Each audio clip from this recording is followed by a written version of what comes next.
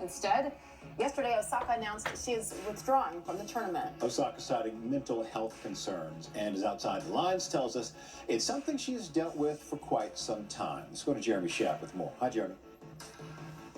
Good morning, or good afternoon, but no question, it was a stunning development, Osaka's announcement, coming after her earlier decision not to take part in post-match press conferences at Roland Garros.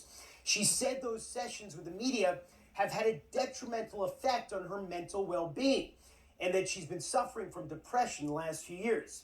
Now, of course, the most exciting young player in the game, the highest paid female athlete on the planet, poised to dominate women's tennis perhaps for years to come, well, now she's in open conflict with the 4 Grand Slam tournaments.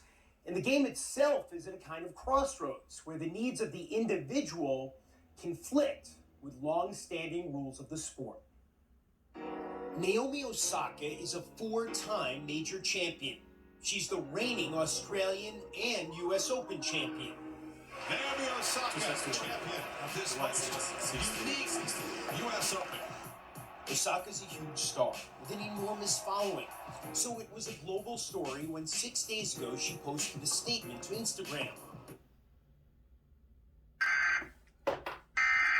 You press or you're going to get fined, and continue to ignore the mental health of the athletes that are the centerpiece of their cooperation, then I just gotta laugh.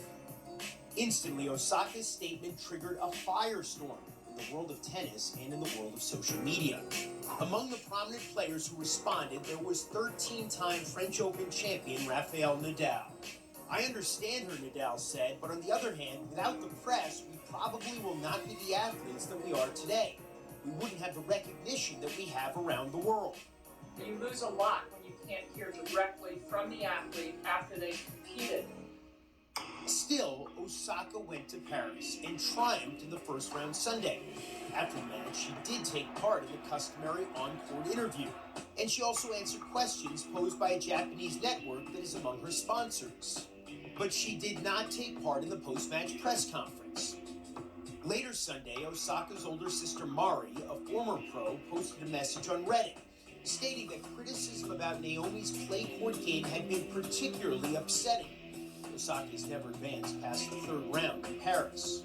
Mari Osaka wrote in part, at every press conference, Naomi's told she has a bad record on clay. When she lost in Rome, also a clay court event, she was not okay mentally. Her confidence was completely shattered. That everyone's remarks and opinions had gotten to her head, and she herself believed that she was bad on clay. In announcing that Osaka, one of the brightest stars in the game, was being fined $15,000 for not taking part in the press conference, the organizers of the 4 majors stated that if she continued to refuse to do so, she might be suspended. Tennis icon Billie Jean King, who helped build the modern game and fought for equity for women in tennis, tweeted, while it's important that everyone has the right to speak their truth, I have always believed that as professional athletes, we have a responsibility to make ourselves available to the media.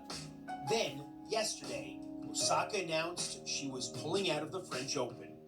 The truth is, she wrote, that I have suffered long bouts of depression since the U.S. Open in 2018, and I have had a really hard time coping with that. Though the tennis press has always been kind to me, I am not a natural public speaker. I get huge waves of anxiety before I speak to the world's media. Osaka also said she'd be taking some time away from the game. The outcome of Naomi withdrawing from Roland Garros is unfortunate. We wish her the best and the quickest possible recovery.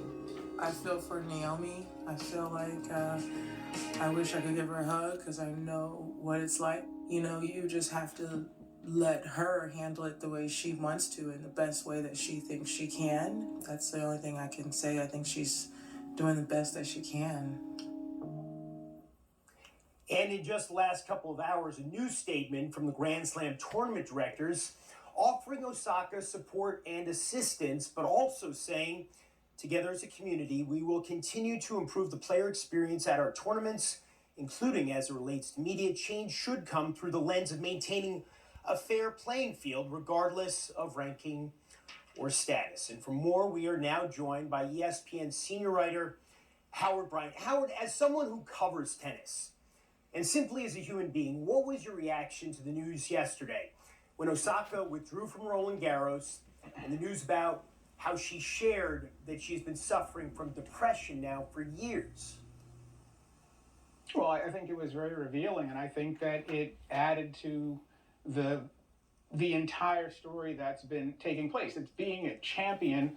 Clearly, she's referring to the 2018 U.S. Open when she won her first major, and this is these prices of fame really do take a toll on who you are as a person. They change your life. They change everything about you, both positively and negatively. And I think that this was a very revealing moment. I feel like this story has evolved and moved at such a speed that it's not one story. There are 3 or 4 or 5 different pieces to this that really need to be reflected upon. I think that number one, you're thinking about her well-being and her health as a person. That's the story. That's really what it should be. But it didn't become that really until yesterday. The story before that was this matter of tactics on both sides. On one side of going public instead of talking to the tournament, and then the tournament deciding that it was going to just lay a hammer, not just one tournament, but for Roland Garros to then communicate with Wimbledon, and then to communicate with the US Open, and then to communicate with the Australian Open, and to essentially have these 4 gigantic tournaments essentially try to destroy her. That became something that was such a massive overreach. It overshadowed what we're really talking about, which is her well-being as a person.